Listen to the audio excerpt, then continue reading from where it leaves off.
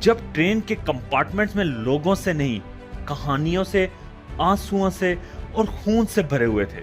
इस लाइन ने शहरों को, मोहल्लों को और सबसे बढ़कर दिलों को दो हिस्सों में बांट दिया। अल्लामा इकबाल ने क्या खूब कहा है, सितारों से आगे जहां और भी हैं, अभी इश्क के इम्तिहान और भी हैं। दोस्तों, 14 अगस्त ये सिर्फ एक डेट नहीं, ये एक एहसास है। वो एहसास जो खून, कुर्बानी और उम्मीद से पैदा हुआ। वो लम्हा जब एक नए मुल्क का ख्वाब लाखों दिलों की दुआओं के साथ हकीकत बना। लेकिन क्या आज हम वाकई उस आजादी की असल अहमियत को समझते हैं, या फिर हर साल हमारी ये आजादी का दिन सिर्फ एक छुट्टी बनकर रह गया है? आज हम बात करेंगे आजादी का असल मतलब, 1947 का सच, और क्यों हर साल इस दिन को सिर्फ मनाने का नहीं, समझने की भी जरूरत है। चैनल को सब्सक्राइब नहीं किया तो सब्सक्राइब करके बेल आइकन को भी क्लिक कर दें ताकि आपको आने वाली वीडियोस का नोटिफिकेशन मिलता रहे।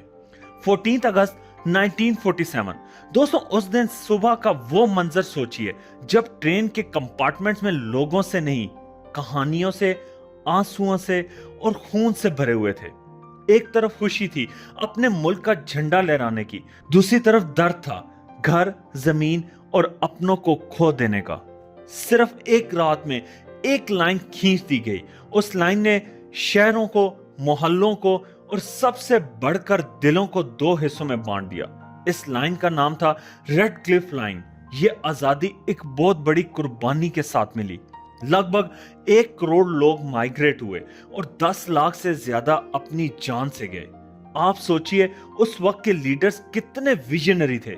कायद-ए-आज़म मोहम्मद अली जिन्ना एक ऐसे लीडर जो टीबी के मरीज होते हुए भी अपने आखिरी दिन तक पाकिस्तान के लिए काम करते रहे। लियाकत अली खान, अल्लामा इकबाल, फातिमा जिन्ना, ये सिर्फ नाम नहीं, ये एक मूवमेंट के सिंबल्स हैं। इकबाल का एक और शेर सुन लीजिए जो उनकी विजन को समझता है, जो उनकी विजन को समझाता है। खुदी को कर बुलंद इतना कि हर तकदीर से पहले खुदा बंदे से खुद पूछे, बता तेरी रजा क्या है। उनके लिए आजादी सिर्फ एक फ्लैग या एक एंथम नहीं था, ये एक प्लेटफॉर्म था अपनी कौम को ऊपर उठाने का।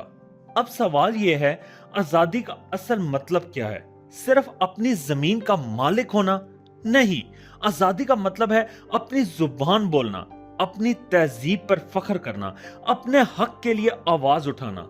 1947 में हमने अपना पॉलिटिकल कंट्रोल वापस ले लिया, लेकिन अगर आज भी हम में बेरोजगारी, करप्शन, जहालत और नाइंसाफी है, तो क्या हम खुले आम रिश्वत लेने और करप्शन करने को आजादी कहते हैं? तो क्या हम वाकई आजाद हुए?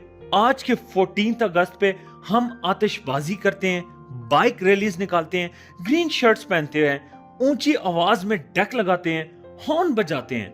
लेकिन दोस्तों, क्या आपको पता है 14 अगस्त का असल मकसद सिर्फ सेलिब्रेशन नहीं, रिफ्लेक्शन भी है। सोचिए, अगर कायद-ए-आज़म आज जिंदा होते, क्या वो खुश होते? क्या हमने उनके ख्वाब को पूरा किया, या फिर सिर्फ हम एक एनुअल पार्टी बनाकर इस दिन की रूह भूल गए हैं? आजादी का मतलब है रिस्पॉन्सिबिलिटी। जैसे एक स्टूडेंट का फर्ज होता है पढ़ना, एक डॉक्टर का फर्ज होता है इलाज करना, वैसे एक आजाद मुल्क के मुहज्जब शहरी का फर्ज होता है अपने मुल्क का ईमानदार शहरी बनना। आप और मैं मिलकर करप्शन को खत्म कर सकते हैं, तालीम को प्रमोट कर सकते हैं और अपने मुल्क को वो बनाने की कोशिश कर सकते हैं जो हमारे बुजुर्गों ने ख्वाब में देखा था। दोस्तों, 14 अगस्त सिर्फ एक तारीख नहीं, ये एक जिम्मेदारी है, एक वादा है जो हमने 1947 में अपने शहीदों से किया था। शहीद की जो मौत है वो कौम की हयात है। ये लफ्ज सिर्फ किताबों में नहीं, हमारे दिलों में रहने चाहिए। आज का दिन सिर्फ झंडा लहराने का नहीं, अपने दिल में वो जज्बा पैदा करने का है जो 1947 में था। क्योंकि जब हम आजादी की असल अहमियत समझ लेंगे, तभी हम वाकई कह सकेंगे, पाकिस्तान जिंदाबाद। अपना, अपने प्यारों का और अपने मुल्क का ख्याल रखिए।